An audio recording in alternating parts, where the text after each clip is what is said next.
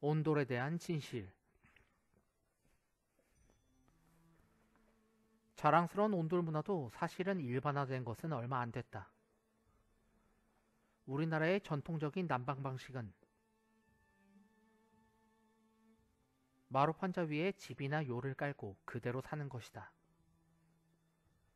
일본의 다다미 문화와 크게 다를 바가 없었지.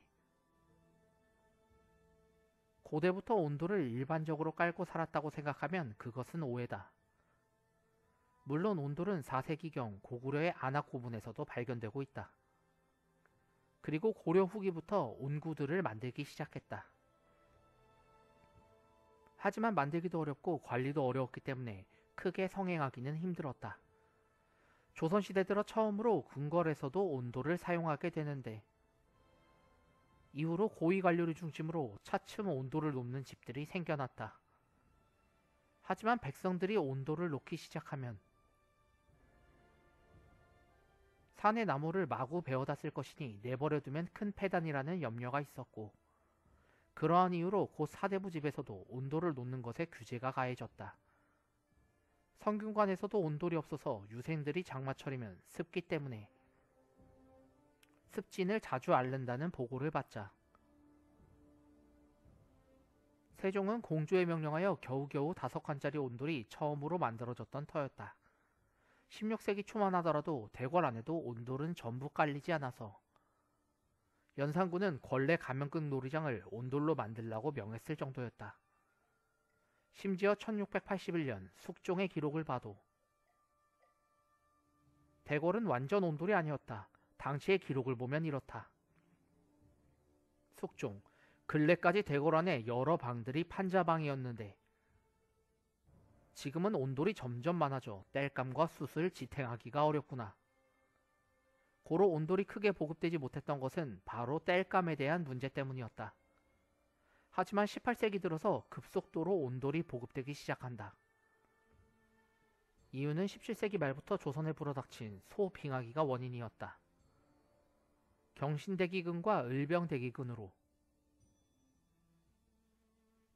각각 100만 명 이상씩 죽음을 당한 판에 산에 나무 좀 아끼겠다고 온돌을 떼지 못하게 하는 것은 통할 리가 없었다. 따라서 이때부터 조선의 산들은 급속도로 민둥산으로 변하게 된다. 11세기 당시만 해도 고려를 찾은 서경은 이렇게 말했었다. 서경, 고려는 삼림이 워낙 풍부하여 나무꾼을 주업으로 하는 사람들은 없었고 필요할 때 산에 가면 얼마든지 땔감을 구할 수 있었다. 고려에는 아름드리 큰 나무가 많아 그 푸르른 모습이 아주 좋다. 그런데 18세기 이후가 되면 팔도 강산의 산들은 대부분 민둥산으로 변하고 만다. 우리는 흔히 해방으로 온 산천이 민둥산이 되어버린 것으로 알고 있지만 사실은 이랬던 것이다. 상황이 그러했으니 대궐은 일정한 산을 정해놓고 땔감을 채취했고 주로 섬이나 바닷가에서 나무를 베어왔다. 그런데도 궁중에서는 땔감으로 굳이 나무만 고집해서 1704년에는 말똥을 말려 땔감으로 쓰려다 처벌된 사람도 있었다. 한편 당시 이러한 온돌 확산을 두고 당시 실학자들의 평론이 흥미로운데 18세기 초 실학자 이익은 이렇게 말했다. 이익, 마루방에서 잘 때는 병이 없었는데 온돌에서 살기 시작하면서 병이 생기고 있다.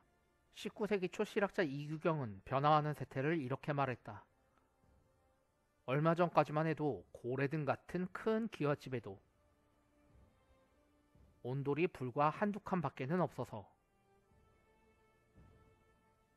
노약자들이나 온돌을 쓰고 나머지는 다 마룻방에서 잤었는데 19세기 초 실학가 서유구는 온돌로 인한 삼립 파괴를 이렇게 꼬집었다. 서유구, 수목의 남벌로 홍수와 산사태가 우려된다. 연료의 낭비로 또한 화재가 우려된다. 소소한 온돌과 관련된 얘기들. 우리나라의 전통 가옥으로 고등학교 지리 시간에 배우던 그림인데 알고 보면 모두 19세기 이후 최근세의 가옥 모습이다. 특히 울릉도는 1884년 처음 사람이 들어가 살기 시작했다. 그리고 제주도와 울릉도를 빼고는 전부 부유한 기와집의 구조이다. 어디에도 초가 삼가는 안 보인다.